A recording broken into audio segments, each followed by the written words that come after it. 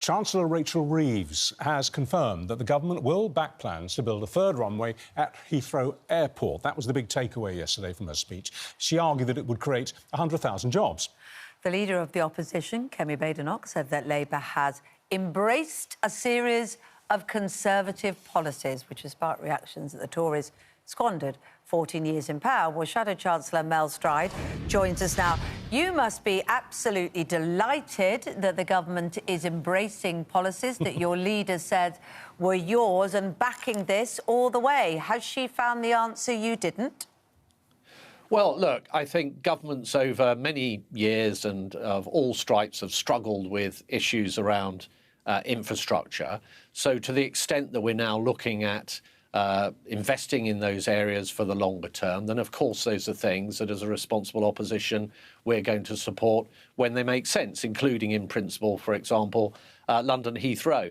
But let's be very clear about what's actually going on here, which is that the Chancellor has effectively trashed the economy. She's had a disastrous budget. She's put up taxes on businesses up and down the country, and we're seeing the consequences of that in terms of growth being killed stone dead.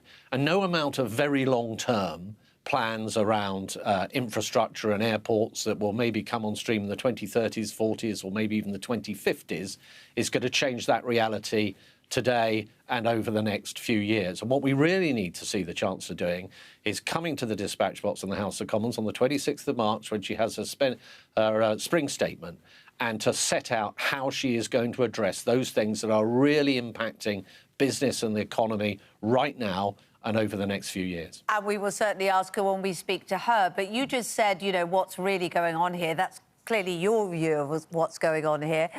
You said that she trashed the economy. I mean, she's saying that actually it's just stayed the same and not as improved as quickly from when she took over from you. And your poor record on infrastructure is what she's saying has left us in this position. So why didn't you go ahead and build things? Well, no, we definitely did. In fact, since 2010, we built 2.5... Well, if I can just answer, so 2.5 million homes, 1 million homes in the last Parliament. We successfully concluded Crossrail, Hinkley Point, the nuclear power station, coming on stream relatively shortly, in a couple of years' time. A huge amount of levelling up investment in our towns and cities, particularly in the north of England. A lot of people would take issue with that. HS2, for instance, huge amount of money. Eventually, you cancelled it.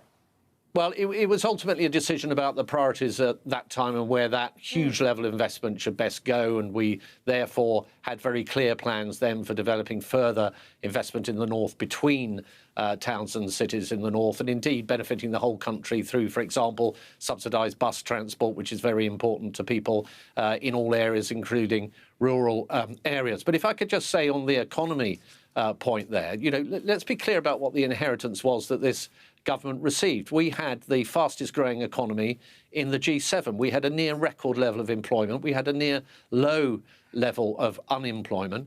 We had real wages that have been growing for every month for 13 consecutive months. And we brought inflation down from above 11% due to the Ukraine war down to exactly 2%, bang on target on the day of the general election. Now, since then, what we have seen is growth killed, unemployment going up, interest rates staying higher for longer because inflationary pressures are there, and inflation is higher than it was on our watch. That is a very poor record that needs to be addressed now and is not going to be resolved by these longer-term announcements. Mr. Stride, you're saying all these things, and you're fully entitled to say them, but let's talk about perception.